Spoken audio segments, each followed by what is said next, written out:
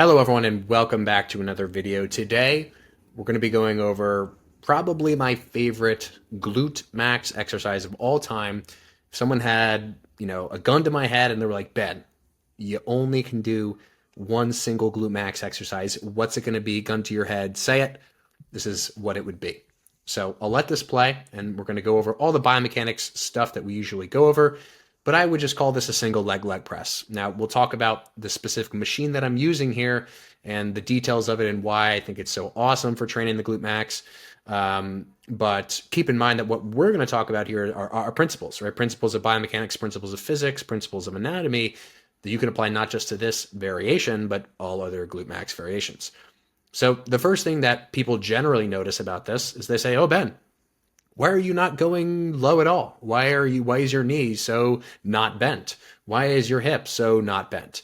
And I think that this is the first and one of the most important points to bring up here. So I'll pause it in the bottom here. The glute max, as many of you likely know, is a hip extensor. And it basically runs like this along the back side of the hip up into the femur. And what it does is it basically grabs the back of the femur and it pulls it in this downward direction.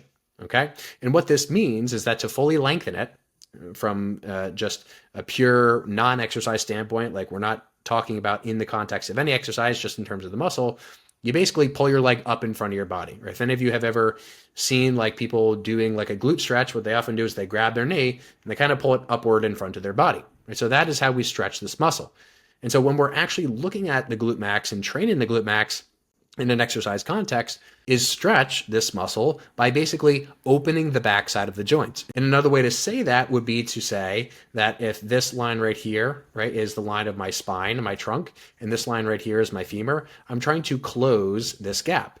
And once this gap is closed, the gap between my quad and essentially my belly, well, then the glute max is fully lengthened, right? If my leg in this context continued to go upward toward my chest, basically what would happen is my entire pelvis would roll in this direction. You see this, and it's also known as butt wink, where I would get to this point of hip angle, and because my femur would basically have nowhere to go from where it is now, again, my quad would just run into my belly, what happens is the lower back just starts to round in this direction.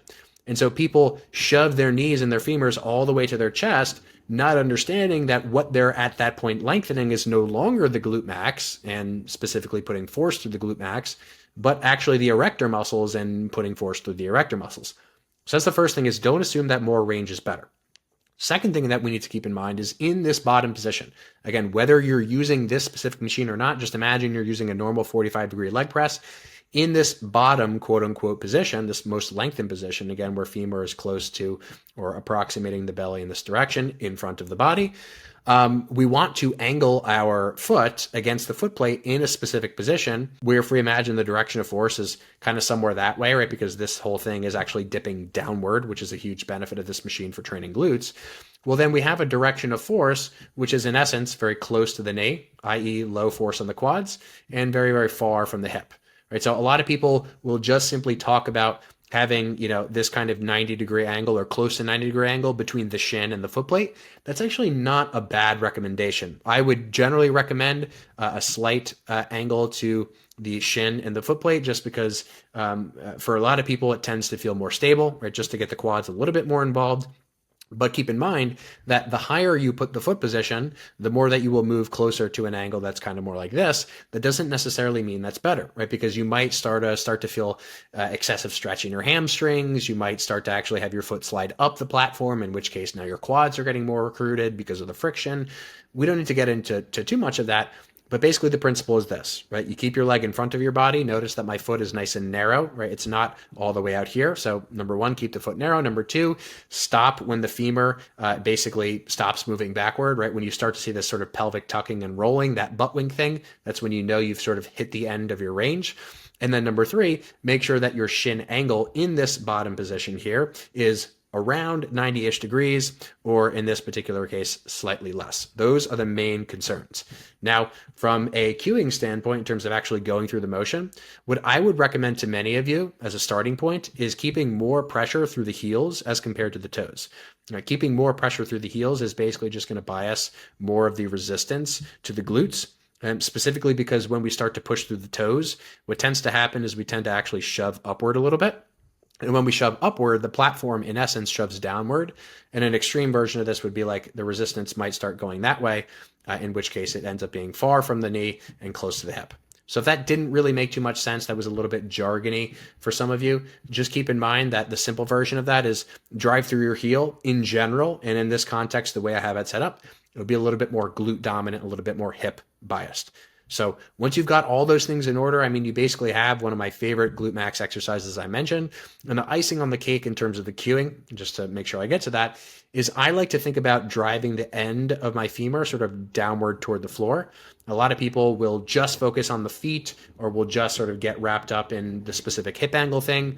I would recommend focusing on those things first. But then when you sort of want to, provide the icing on the cake, so to speak, imagine that you're kind of just shoving your knee downward toward the floor as you're pressing, and that you continue to do that and allow for motion into that stretched position as you move toward the bottom, right? And as I mentioned, I love this machine so much for the glutes because of the fact that this whole thing dips downward. So if you have a machine like this that actually arcs from higher to lower in this direction, is it's not only tipping this back machine forward, right, which is actually closing your hip angle a little bit more, right, to allow for more hip flexion or glute lengthening.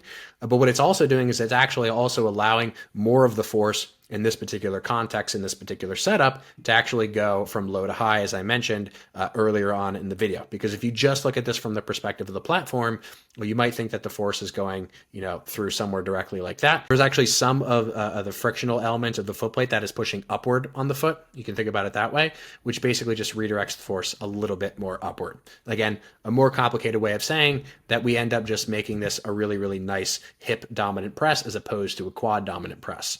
And if you wanted to do a quad dominant press, well, then all of these variables would be different. The principles would be the same in terms of figuring out how to apply these concepts. But again, the reason I love this motion so much in the context of glute max training is because nothing hits the glute max in terms of its role in hip extension quite like a single leg press. You can, of course, do this 2 legs at the same time.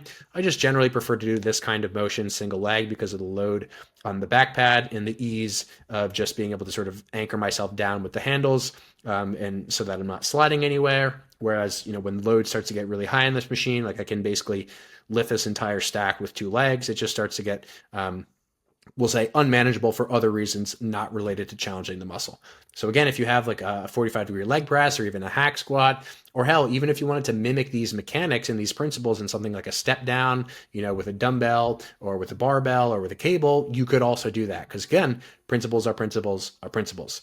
So if you enjoyed this and you want to learn more about biomechanics, check the link in the description below. I have a 30-day beginner biomechanics course. It's currently running on a big discount, so please do not miss out on it while you can.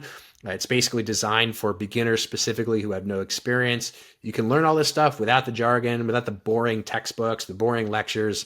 The best part of all is it's very, very specific to lifting. So click in the link in the description below if you're interested in that, or if you just want to support me as a creator. I appreciate it, and I'll see you all in the next video.